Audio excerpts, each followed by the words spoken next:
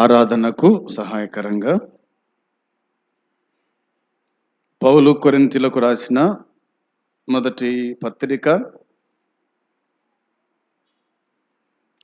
6వ అధ్యాయము 20వ వచనం.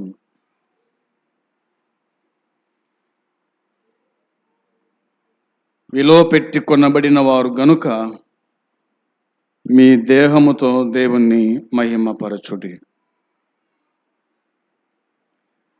విలువ పెట్టి కొనబడిన వారు గనుక మీ దేహముతో దేవుణ్ణి మహిమపరచుడి.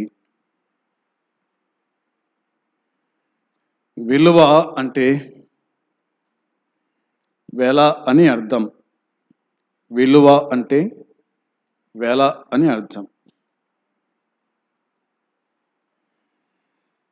ఆయన అనేకులకు ప్రతిగా విమోచన క్రయధనము చెల్లించాడు. క్రయధనము చెల్లించినాడు, క్రయము చెల్లించాడు. మనం చెప్పుకున్నాం, వేరొకరి అదుపులో ఉన్న వారిని, దేన్నైనా ఎవరినైనా విడిపించుటకు వెల చెల్లించాల్సిందే.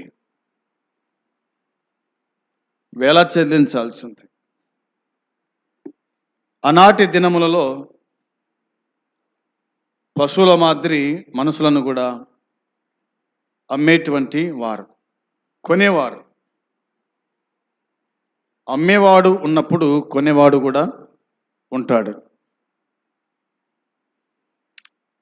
వెల ఇచ్చి కొనుక్కునేవారు. అమ్మడబోయిన వాడు కొనుక్కున్న వానికి బానిసై 7 సంవత్సరాలు కొలువు చేయాలి అని పాత నిబంధన మనకు జ్ఞాపకం చేస్తుంది. తర్వాత తాను విడిచిపెట్టబడతాడు అనేది. క్రొత్త నిబంధన కాలములో మనము కూడా అమ్మడబోయినాం. ఎలాగా అంటే దేవుని వాక్యమే మనకు జ్ఞాపకము చేస్తూ ఉంది. యోహాను సువార్త 8వ అధ్యాయము 34వ వచనం. యోహాను సువార్త 8వ అధ్యాయము 34వ వచనం. అందుకు యేసు, పాపము చేయు ప్రతివాడును పాపమునకు దాసుడని మీతో నిశ్చయముగా చెప్పుచున్నాను అని రాయబడింది. ఎవరికి దాసులము? పాపము చేయు ప్రతివాడు పాపమునకు దాసుడు. దాసుడు అనే ఈ మాట, దాసుడు అనగా అమ్మడబోయిన వాడే కదా దాసుడు. కొనుక్కున్న వానికి దాసుడు. దాసునికి ఇంట్లో అధికారం ఉండదు, పనివానికి ఇంట్లో అధికారం ఉండదు. కుమారునికి ఇంట్లో అధికారము అనేది ఉంటుంది అని దేవుని వాక్యమే మనకు చెప్తున్న మాట. అది 36వ వచనం కూడా. 36వ వచనములో, కుమారుడు మిమ్మును స్వతంత్రులనుగా చేసిన ఎడల మీరు నిజముగా స్వతంత్రులై ఉందురు అనే మాట రాయబడింది. 35వ వచనంలో, దాసుడు ఎల్లప్పుడూ ఇంటిలో నివాసము చేయడు, కుమారుడు ఎల్లప్పుడూ నివాసము చేయడు. దాసుడు ఎల్లప్పుడు ఇంట్లో నివాసము చేయడు, కుమారుడే ఎల్లప్పుడు ఇంటిలో నివాసము చేస్తాడు. ఇంటిలో నివాసము చేస్తాడు. దాసునికి అధికారము లేదు, కుమారునికి అధికారము ఉంది. అందుకోసమే ఆ ప్రియ ప్రభు మనల్ని ప్రేమించి మనల్ని స్వతంత్రులుగా చేయడానికి ఇష్టపడినట్టుగా వాక్యం మనకు గుర్తు చేస్తూ ఉంది. 31వ వచనంలో ఇలా రాయబడింది కదా, కాబట్టి యేసు తనను నమ్మిన యూదులతో, మీరు నా వాక్యమందు నిలిచిన వారైతే నిజముగా నాకు శిష్యులై ఉండి సత్యమును గ్రహించెదరు. సత్యమును గ్రహించెదరు. వాక్యమందు నిలిచిన వాడే సత్యమును గ్రహిస్తాడు. వాక్యమందు నిలవని వాడు సత్యాన్ని గ్రహించలేడు, సత్యదేవుణ్ణి ఆరాధించలేడు. 32వ వచనంలో రాయబడిన మాట, అప్పుడు సత్యము మిమ్మల్ని స్వతంత్రులుగా చేయను అనే మాట ఉంది. సత్యము స్వతంత్రునిగా చేస్తూ ఉంది. సత్యము స్వతంత్రునిగా చేస్తూ ఉంది. 36వ వచనం చూడగా, కుమారుడు మిమ్మల్ని స్వతంత్రులుగా చేస్తాడు. అంతే, కుమారుడు మిమ్మల్ని స్వతంత్రులుగా చేస్తాడు. ఆయనే ప్రభు అయిన యేసుక్రీస్తు. ఆయన మనల్ని స్వతంత్రులుగా చేయును అని ఈ వచనము మనకు జ్ఞాపకానికి తీసుకొని వస్తుంది. యోహాను మొదటి పత్రిక 3:6లో, యోహాను మొదటి పత్రిక 3వ అధ్యాయము 6వ వచనం చూడగా,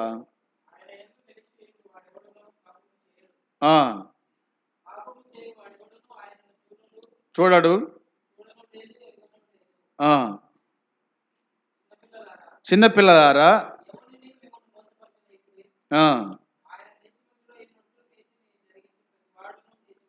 నీతిమంతుడు అనే మాట ఉంది. చాలు. దేవుని వాక్యం చెప్తున్న మాట. యోహాను భక్తుడు రాస్తూ, ఆయన యందు నిలిచి ఉండువాడు ఎవడును పాపము చేయడు, పాపము చేయు వాడెవడును ఆయనను చూడ లేదు, ఎరగను లేదు.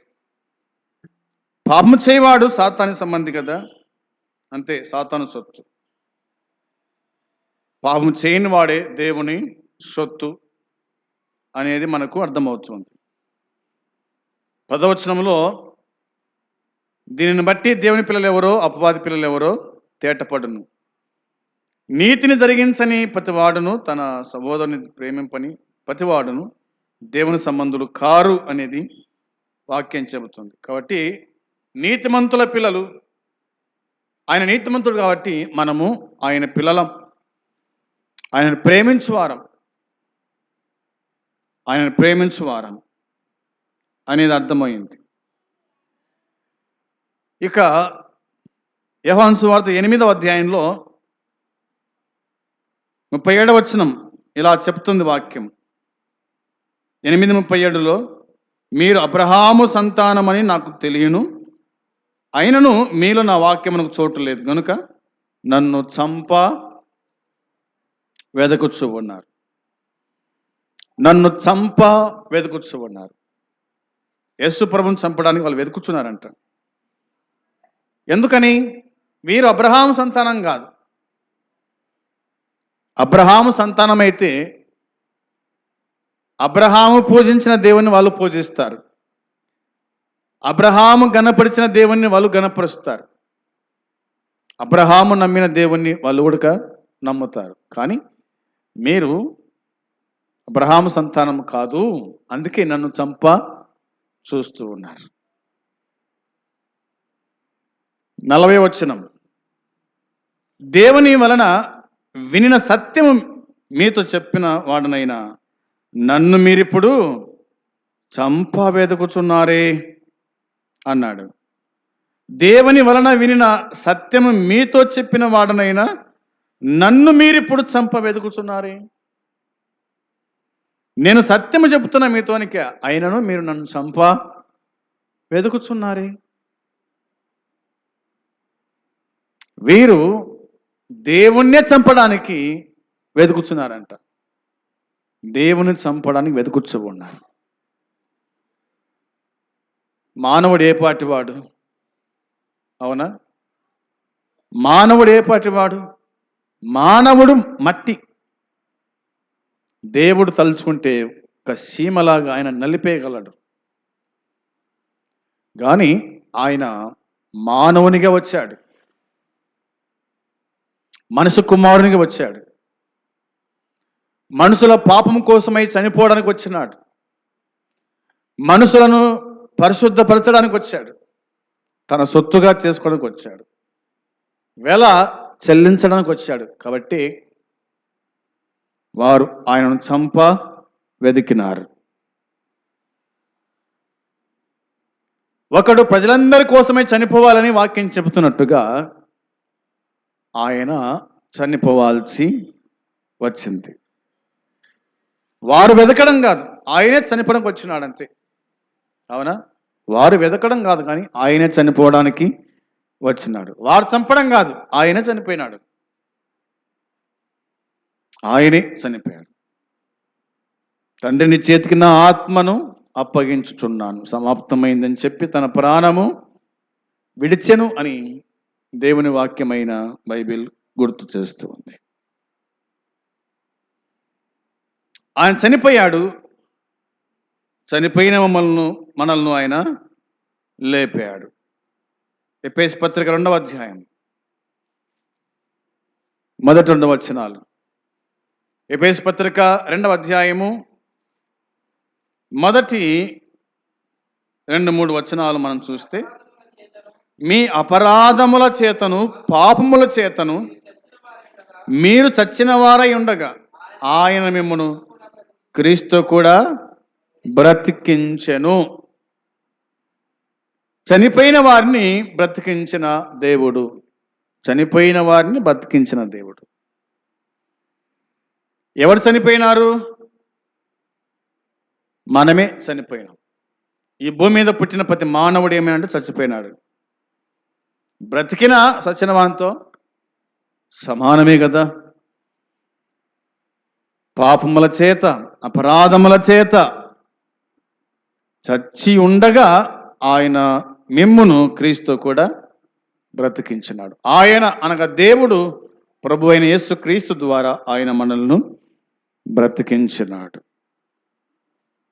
2వ వచనంలో, మీరు వాటిని చేయు వాయుమండల సంబంధమైన అధిపతిని అనగా అవిధేయులైన వారిని ఇప్పుడు ప్రేరేపించు శక్తికి అధిపతిని అనుసరించి ఈ ప్రపంచ ధర్మము చొప్పున మునుపు నడుచుకుంటుంది. వారితో కలిసి మనమందరము శరీరం యొక్కయు మనుష్య యొక్కయు కోరికలను నెరవేర్చుకుంటూ మన శరీరాశలను అనుసరించి మునుపు ప్రవర్తించుచు కడమవారి వలని స్వభావ సిద్ధంగా దేవక్తుకు పాత్రులై ఉంటిరి అన్నమాట కనిపిస్తుంది.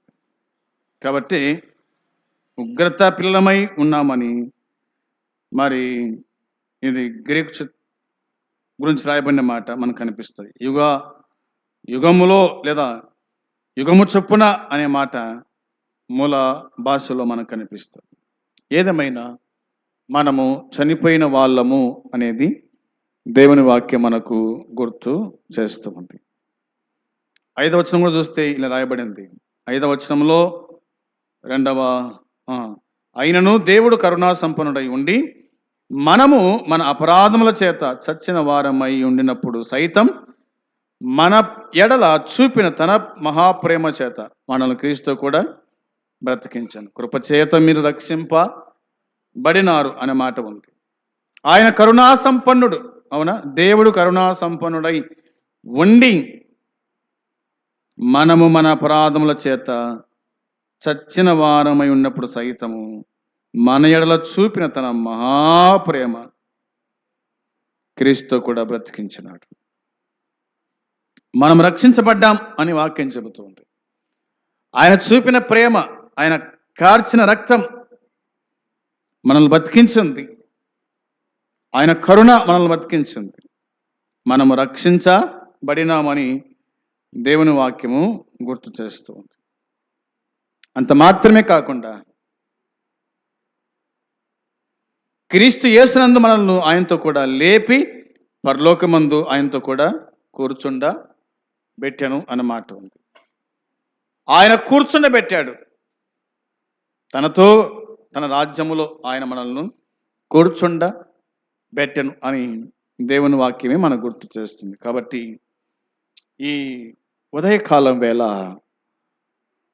మానవులమైన మనము అపవాది చేతిలో బంధకములో ఉన్న మనల్ని, పాపముల చేత చచ్చిపోయిన మనల్ని ప్రభు జ్ఞాపకం చేసుకొని ఆయన వెల ఇచ్చి ఆయన విడిపించినాడు అనేది మనకు అర్థమవుతుంది. పాపదాస్యములో ఉన్న మనల్ని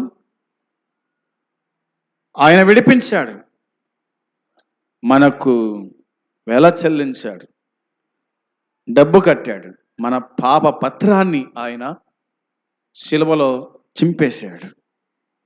మనకు దేవునికి అడ్డము లేకుండా, అవునా, దాన్ని చింపేశాడు. ఇప్పుడు మనము దేవుని సమీపించినాం, దేవుణ్ణి మనము ఆరాధన చేస్తూ జ్ఞాపకం చేసుకుంటున్నాం. కాబట్టి ఈ ఉదయకాల మేలులో మహోన్నతుడైన మన దేవుని జ్ఞాపకం చేసుకుంటూ ఆ ప్రభువును ఆరాధించుచు ముందు కొనసాగుదాం. అట్టి కృపా దేవుడు మనకు సమృద్ధిగా అనుగ్రహించునుగాక. ఆమేన్.